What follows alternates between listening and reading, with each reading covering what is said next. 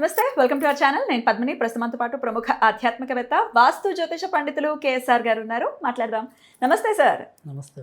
August 2వ తారీఖు ఆషాఢ బహుళపక్ష చవితి వస్తుంది. అంటే సంకటహర చతుర్థిగా మనందరికీ తెలిసినటువంటి రోజే. మరి ఈ సంకటహర చతుర్థి విశిష్టత ఏమిటి? ఎలా ఆ గణాధిపతిని కొలిస్తే గనక ఎటువంటి సమస్యల నుంచి బయటపడతాము? అలాగే సంవత్సరం పాటు ప్రతి నెల కూడా చవితి జరుపుకుంటున్నామండి అని చెప్పే వాళ్ళు ఉంటారు. అలా కాదండి, ఈ ఒక్క చవితి మేము చేసుకోవచ్చా అని అడిగే వాళ్ళు ఉంటారు. అసలు వీటన్నిటి గురించి ఒక్కసారి మీ ద్వారా తెలుసుకోవాలనుకుంటున్నాను సార్, చెప్తారా? తప్పకుండా. అంటే మనకి నిజానికి చెప్పాలి అంటే కనుక ఏ చవితి అయినా కూడా వినాయకుడికి ప్రీతికరమైనదే. సో మనకి ముఖ్యంగా వచ్చేప్పటికి ఏంటంటే తెలుగు రాష్ట్రాల్లో కాస్తో కోస్తో సంకష్టహార చతుర్థి చేసుకోవటం అనేది తెలిసినప్పటికీ కూడా ఇటు ఉత్తరాదిలో అయితేనేమి, తర్వాత దక్షిణాదిలో కొన్ని ప్రాంతాల్లో అయితేనేమి ప్రతి నెల కూడా చవితి రోజు శుక్లపక్షంలో వచ్చే చవితి నాడు కూడా వినాయక చవితిగా పూజించడం, మాస వినాయక చవితి, మాస దుర్గాష్టమి, మాస స్కందషష్ఠి ఇలా ఎలా ఉన్నాయో అలా ఆరాధించే వాళ్ళు కూడా ఉన్నారు. నార్త్లో బాగా విశేషంగా మనకి వినాయక చవితి అలాగే చేసుకుంటాం, వాళ్ళు ప్రతి నెల అలాగే ఆ వినాయక చవితిని చేసుకోవటం అనేది ఉంటుంది. ఒక రకంగా చెప్పాలంటే ఏ చవితి అయినా సరే వినాయకుడికి దీన్ని బట్టి మనకంటే బౌలం మనం ఎలాగో చేసుకుంటున్నాం, వాళ్ళు శుక్లం వాళ్ళు చేసుకుంటున్నారు. సో అంటే శుక్ల బహుళ 2 చవితులు కూడా వినాయకుడికి ఏదో విధంగా చేస్తుంది. ఆ మాటకు వస్తే కనుక అసలు ప్రతిరోజు కూడా ఆయనకి దండం పెట్టుకోకుండా బయటకు రావడం అనేది అరుదు. సో ప్రతి ఒక్కరం కూడా ఆయనకు మోకరిల్లిన తర్వాతే మిగతా పనుల్లోకి తలదోర్చడం అనేది జరుగుతుంది. సో కానీ ఇప్పుడు ఏదైనా సరే అందుకే నేను చెప్పేది ఏంటంటే, సరే మనం ప్రతి సంకష్టార చతుర్థిని ఎలాగో జనాలకు చెప్తూ ఉంటాం. కానీ మనం చెప్పినా చెప్పకపోయినా అందరూ కూడా గుర్తుంచుకోవాల్సింది ఏంటంటే, ఏ చవితి అయినా సరే వినాయకుడికి ప్రీతికరమే కాబట్టి వినాయకుడికి సంబంధించిన ఆరాధన ఏది ఉన్నప్పటికీ కూడా నిశ్చింతగా చవితి నాడు ప్రారంభించుకోండి, మంచి జరుగుతుంది. తర్వాత రెండోది, చవితే కాకుండా హస్తా నక్షత్రం చాలా ప్రీతికరం కాబట్టి హస్తా నక్షత్రం ఉన్న రోజు కూడా మనం పూజించవచ్చు. తర్వాత అశ్విని, మక, మూల, కేతువుకి అధిపతి వినాయకుడు కాబట్టి ఆ నక్షత్రాలు ఉన్న రోజుల్లో కూడా ఖచ్చితంగా మనం వినాయకుడిని పూజించుకోవచ్చు. అయితే ఇప్పుడు సంకష్టార చతుర్థి అనేది మనం చవితి అనేది ఏదైనప్పటికీ కూడా అది గజాన ఈసారి అంటే దీనికి మనకి ఏకాదశులకి ఎలాగైతే పేర్లు ఉన్నాయో ప్రతి చవితికి కూడా అలాగే పేరు ఉంటుంది. ఇది గజానన చవితిగా చేసుకోవటం అనేది వస్తుంది. అయితే ఎప్పుడైనా సరే ఈ చవితులన్నింటిలో కూడా అంటే ఈ సంకష్టార చతుర్థి అనేది ఇప్పుడు కూడా మనకి తెలిసిందే, రాత్రి నాడు ఉన్నది మాత్రమే వ్రతానికి పనికొస్తుంది. కానీ వ్రతం చేసుకోకుండా ఎవరైనా సరే వినాయకుడికి కొత్తగా ఏదైనా సరే ఆయన ఆరాధన మొదలు పెడదాం అనుకునే వాళ్ళకి మాత్రం పగలు రాత్రితో సంబంధం లేదు. చవితి పగలున్నా చేసుకోవచ్చు, రాత్రున్నా చేసుకోవచ్చు. కేవలం ఎవరైతే ఈ వ్రతాలు పాటిస్తున్నారో వాళ్ళకి మాత్రం రాత్రి ఉన్న తిథి ప్రధానం. అండ్ ఈ వ్రతాలు ప్రారంభం అంటే సంవత్సరం పొడుగునా చేసుకోవాలి అని ప్రారంభం చేసేది శ్రావణ మాసం నుంచి కదా సార్? శ్రావణ మాసంలో మళ్ళీ మాఘ మాసంలో ఇంకోసారి మాఘ మాసంలో కూడా మొదలు పెట్టుకోవచ్చు. అయితే శ్రావణ మాసం ఎలాగో వచ్చేస్తుంది, నెక్స్ట్ మాసం అదే కదా. సరే, అప్పుడు మళ్ళీ మనం ఇంకోసారి గుర్తు చేస్తాము. కాకపోతే అప్పుడు శ్రావణ మాసంలో కంటే ఇప్పుడు ఈ చవితి అనే కాకుండా మొదట వచ్చే శుక్ల చవితిని చేసుకున్నా సరిపోతుంది. ఆ తర్వాత ఎలాగో ఆయన అసలు చవితి ఎలాగో ఉంటుంది, భాద్రపద మాసం వినాయక చవితి. సో అందుకని ఇంకా వచ్చేవన్నీ కూడా వినాయక రోజులుగానే మనం భావించవచ్చు.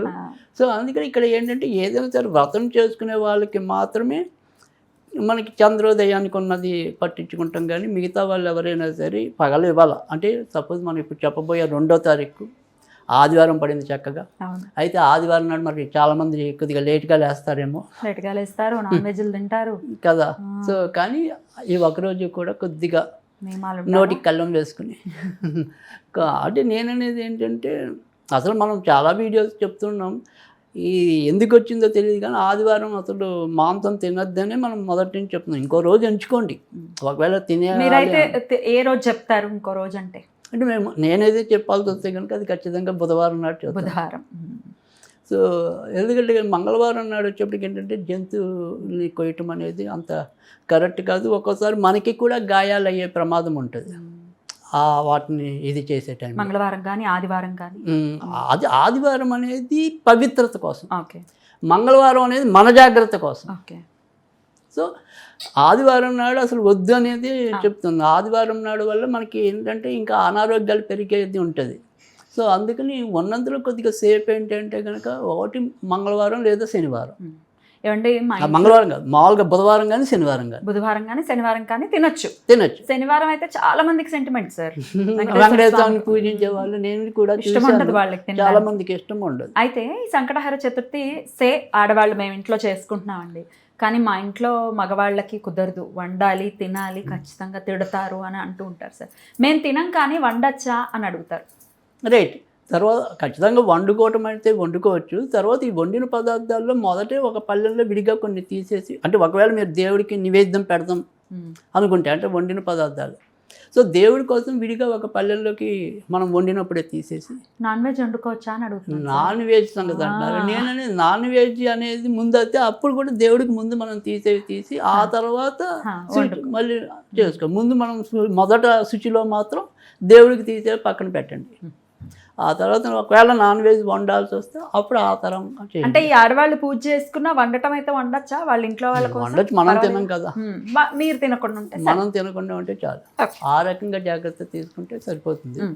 అయితే ఇప్పుడు వచ్చేది ఏదైనప్పటికీ కూడా ఇది పూర్వభద్ర నక్షత్రంతో గురుడు నక్షత్రంతో మనకి ఈసారి శని ఈ గజాన చతుర్దశి రావటం అనేది జరుగుతుంది. కాబట్టి ఎలాగో వినాయకుడు మనం ఈసారి చెప్పేది ఏదైనా సరే గురు సంబంధించిన దోషాలన్నీ పోవటం కోసం ఈ దాన్ని ఉపయోగించుకుంటే చాలా మంచి జరగటం అనేది ఉంటుంది. అయితే దీనికి చాలా తేలిగ్గా చెప్పాలి అంటే గనక, ఎలాగో అసలు మామూలుగా అయితే కనుక మనం ఏ శుభకార్యాల్లో అయినా సరే పసుపు గణపతిని చేయకుండా ఉండం. ఆరిద్ర గణపతి అంటాం ఇప్పుడు మనం. యాక్చువల్గా నిజంగా చెప్పాలి అంటే కనుక ఇలా శాతార్క గణపతి అలాగా ఉన్నారో పసుపు కొమ్ములతో కూడా గణపతి చేసేది ఉంది. చెప్తారా సార్? మరి పురుగట్టేస్తున్నావు కదా సార్. కాకపోతే ఇది తొందరగా పోతుంది కానీ బట్ చాలా మంచిదా అంటే కొంచెం పురుగు పట్టేసినప్పుడు వెంటనే అది మళ్ళీ తీసి మళ్ళీ ఇంకోటి చేసుకోవచ్చు. పైగా మనకి జిల్లేడుతో పోలిస్తే పసుపు కొమ్మలు మంచివి పెద్దవి ఎక్కడైనా దొరుకుతాయి. పైగా రెండోది ఏంటంటే మనకి ఈ తెలంగాణలో నేను చెప్పలేను కానీ ఆంధ్రప్రదేశ్లో అయితే కనుక పచ్చి పసుపు కొమ్మలు దొరుకుతాయి. అవి చాలా ఈజీగా మనం చెక్కడానికి వాటికి చాలా తేలిగ్గా ఉంటుంది. పైగా కొద్దిగా వెడల్పు వస్తాయి, కొద్దిగా చాలా రోజులు నిల్వ ఉంటాయి. సో పచ్చి పసుపు కొమ్మ అయితే ఇంకా బెటర్. అది ఒకటి. ఆ పసుపు కొమ్మతో ఈరోజు మనం గణపతిని చెక్కి ఇవాళ నుంచి మన యొక్క పూజా స్థానంలో పెట్టుకున్నా కూడా ఆర్థిక సంపదలు పెరగటం అనేది ఉంటుంది. అందుకని అసలు ఆరిద్ర గణపతిని పూజించటం అనేది జరుగుతుంది. సో అందుకని ఆ రకంగా చేసే వాళ్ళు కూడా చేయొచ్చు, ఒకవేళ వాళ్ళకి ఆ సౌలభ్యం ఉంటే గనక. ఒకవేళ లేకపోయినా ఏం భయం లేదు. మనం ఇందాక చెప్పుకున్నట్టు పసుపు ముద్దంతో వినాయకుని చేయటం ప్రతి ఒక్కరికి ఇంచుమించు ఐడియా ఉండే ఉంటుంది. ఇవాళ మనం చేయాల్సింది పసుపు గణపతి, వేరే గణపతి జోలికి వెళ్ళక్కల్లా. చక్కగా ఈ పసుపు గణపతిని పెట్టుకుని ఓం హ్రీం శ్రీం హారిద్ర గణపతియే నమః, ఓం హ్రీం శ్రీం హారిద్ర గణపతియే నమః, ఓం హ్రీం శ్రీం హరిద్ర గణపతియే నమః. అదే అలా అనుకుంటే సరిపోతుంది. ఎన్నిసార్లు అనుకోమంటారు? 108. ఓకే. సో దాంట్లో తక్కువ అనుకుంటే 54. రైట్. చేసుకుని ఇవాళ మటుకు ఖచ్చితంగా తీపి పదార్థమే ముఖ్యంగా గురువుకి సంబంధించింది కాబట్టి మీకు ఏమాత్రం అవకాశం ఉన్నా కొద్దిగా ఓపిక చేసుకుని, ఓపిక లేకపోతే బయట నుంచి అయినా సరే శనగపిండి లడ్డు అంటే తొక్కుడు లడ్డు అంటాం, ఆ తొక్కుడు లడ్డు నివేదన చేయండి. ఖచ్చితంగా మంచి జరగటం అనేది ఉంటుంది. దీనివల్ల మనకి గురు సంబంధించిన దోషాలు పోవటమే కాకుండా సాధారణంగా సంపదలు ఇవ్వడంలో చాలామందికి తెలియదు ఏంటంటే ఒక సుక్కుడే కాదు, ధనం నిలకడగా ఉండాలి అన్నా కూడా గురు అనుగ్రహం ఉండాలి. సో అందుకని గురు అనుగ్రహం కావాలి. మనం చేసే అంటే ఖర్చు పెట్టింది ఏదైనా సరే సద్వినియోగం అవ్వాలంటే గురుడు ఉండాలి, దుర్వినియోగం అవ్వాలంటే మళ్ళీ ఇచ్చేవాడే శుక్రుడు ఉండాలి. లగ్జరియస్ లైఫ్లోకి వెళ్ళిపోయాం, పారవర్స్యతలోకి వెళ్ళిపోయాం అంటే అయిపోయింది అవి కదా. సో అందుకని ఇచ్చేవాడు ఆయన, అక్కడ తీసేవాడు ఆయన. కానీ ఇచ్చింది ఏదైనా సరే సద్వినియోగం చేయాలి అంటే కనుక ఈ గురువే. సో అందుకని ఖచ్చితంగా మనం గురు ఆరాధన అనేది పైగా ఈ సందర్భంలో మనకి పూర్వభద్ర నక్షత్రంతో రావటం అనేది కూడా జరిగింది. పైగా ఇప్పుడు ప్రస్తుతం పూర్వభద్ర నక్షత్రానికి ఏలనర్చన అనేది కూడా ఉంది కాబట్టి ఖచ్చితంగా మనకు వచ్చే విఘ్నాలు, ఆలస్యాలు, ఆటంకాల నుంచి కూడా అధిగమించడానికి ఉపయోగపడుతుంది. అద్భుతం సార్. ఖచ్చితంగా ఈ రకంగా చేసుకుంటే సరిపోతుంది. ఆ పసుపు ముందని ఏం చేయాలి సార్? ఖచ్చితంగా మనం ఏదైనా సరే ఏదైనా ఒక చెట్టు దగ్గర పెట్టేసుకోవాలి, లేదా నీళ్ళలో కలిపి ఆ నీళ్ళనే చెట్టుకు పోసేసినా సరిపోతుంది. స్నానం చేయొచ్చా సార్ ఆ పసుపు ముద్దతో? పసుముతో చేయకూడదు. స్నానం నీళ్ళలో కలిపేసుకుని చేయొచ్చు అని కొంతమంది అంటారు, కానీ వద్దు. మీరు వద్దంటారా? Right. ఓకే. అయితే చిన్న చిన్న నియమాల గురించి అడిగేస్తాను సార్, చెప్పేయండి. రైట్. ఈ రోజంతా ఉపవాసం ఉండి సాయంత్రం రాత్రి పూజ చేసుకుంటారు చంద్రోదయం అయిన తర్వాత. పొద్దున తలస్నానం, సాయంత్రం తలస్నానం 2 సార్లు చేయాల్సి ఉంటుంది. అవసరం లేదు, ఎట్టి పరిస్థితి పొద్దున ఒకసారి చేస్తే చాలు, సరిపోతుంది. 8 సూత్కంలో ఉన్న వాళ్ళు సంకటహర చతుర్థి చేయొచ్చా? చేయకూడదు. ఓకే. పీరియడ్స్లో ఉన్న వాళ్ళు 5th డే అండి ఈ రోజు మాకు చేయొచ్చా? 5వ రోజు చేయొచ్చు. చేయొచ్చు. రైట్. అంతే, నాకు వాళ్ళ నుంచి వచ్చే డౌట్లన్నీ నేను అడిగేశాను. Right. అద్భుతం సార్.